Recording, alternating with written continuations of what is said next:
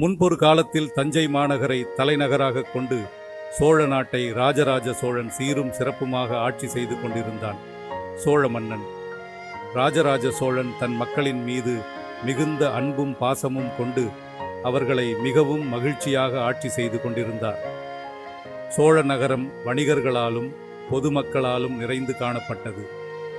சோழ மன்னன் ராஜராஜ சோழன் ஆட்சியில் விவசாயிகள் முப்போகமும் விவசாயம் செய்து தங்களுடைய தானியங்கிரிங்கை நிறைத்து கொண்டிருந்தனர். வருவருக்கும் போவருக்கும் தங்களிடமிருந்த தானியங்களை அன்பளிப்பாக வழங்கிக் கொண்டிருந்தனர். அப்பொழுது ஒரு நாள் சிவனை வழிபடும் முனிவர் ஒருவர் சோழ மன்னன் ராஜராஜ சோழனை காண அரண்மனையின் வாயிலில் நின்று கொண்டிருந்தார். அரண்மனை காவலர் அவரை நோக்கி, "அடியார் அவர்களே, தாங்கள் இங்கு நிற்பதற்கு காரணம் என்னவென்று தெரிந்து கொள்ளலாமா?" என்று கேட்க, சிவனடியாரும் நான் மன்னனை பார்க்க வேண்டும் என்று கூற, அரண்மனை காவலர் விரைவாக சென்று மன்னனிடம் அனுமதி பெற்று சிவனடியாரை மிகவும் மரியாதையுடன் அரண்மனைக்கு உள்ளே அழைத்துச் சென்றார். அங்கு சென்ற சிவனடியார் ராஜராஜ சோழனின் அரசவையை கண்டு அங்கே அமர்ந்திருந்த மன்னனையும் அவனுடைய அமைச்சர்களையும் தளபதிகளையும் பொதுமக்களையும் கண்டு வியந்து மன்னனை நோக்கி தான் கொண்டு வந்திருந்த ஒரு அரிய தங்க மாம்பழத்தை காட்டினான்.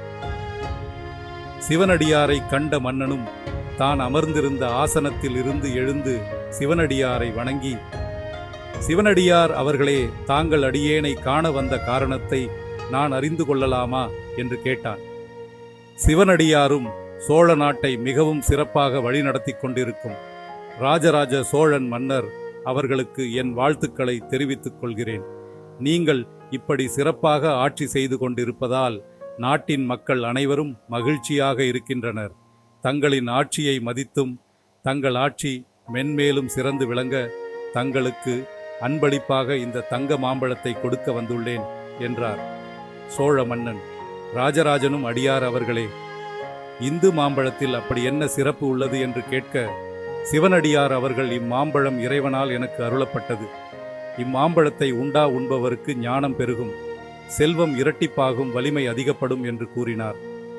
சிறிது நேரம் சிந்தித்துக் கொண்டிருந்த சோழ மன்னன் இராசராசன், "அடியார் அவர்களே, இம்மாம்பழத்தை நான் சாப்பிடுவதை விட என் நாட்டு மக்களுக்கு சாப்பிட கொடுக்கலாம் என்று நினைக்கிறேன். நீங்கள் நினைப்பது என்னவோ?" என்று வினவினான்.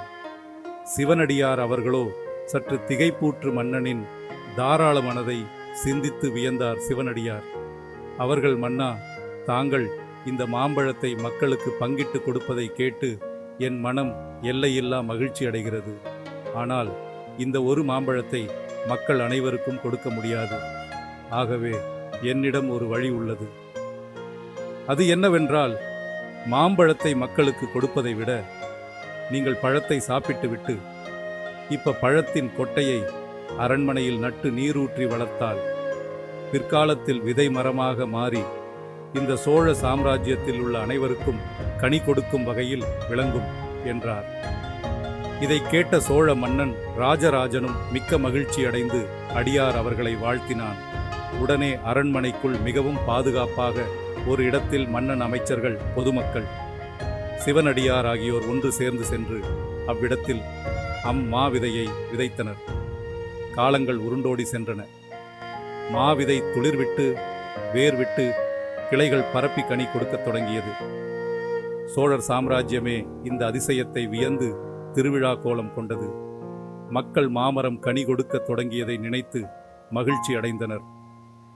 இதனை கொண்டாட எண்ணி சோழ தேசத்தின் அனைத்து பகுதிகளிலும் இருந்து வணிகர்கள் முதல் விவசாயிகள் வரை அனைவரும் தஞ்சை மாநகரில் ஒன்று கூடி கொண்டாடினர். இந்த நிகழ்வில் நாம் சோழ மன்னனின் தாராள மனதினையும் அவனுடைய அளவு கடந்த அன்பினையும் அறிந்து கொள்ளலாம்.